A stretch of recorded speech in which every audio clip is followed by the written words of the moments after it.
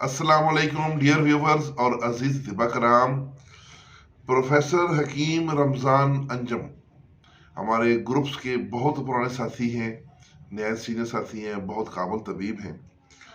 انہوں نے leucorrhoea, vitamin D کی کمی، ہڈیوں کا درد اور پنڈلیاں درد کرنا، ان ٹانگوں کا جو نچلا حصہ ہے پنڈلی، اس کا درد کرنا، اس کے لیے بڑا اچھا مجرب علاج بھیجا ہے. کشتہ بیضہ مرغ، کشتہ صدف، کشتہ حلزون، یہ اور سونٹھ، یہ 4 چیزیں ہیں 10-10 گرام. کمرکس، گوند، کیکر اور مائیں، یہ 3 چیزیں ہیں 50-50 گرام.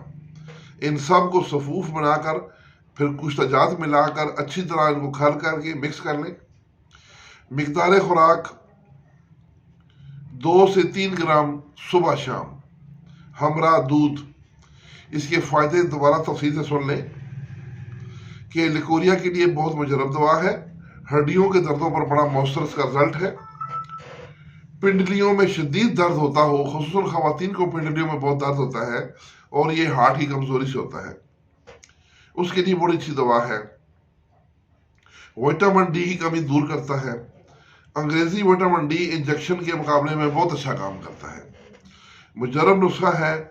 تو پروفیسر حکیم محمد رمضان انجم صاحب فرام جڑا والا، ان کے لیے خصوصی دعاؤں کی درخواست ہے. اجازت والسلام.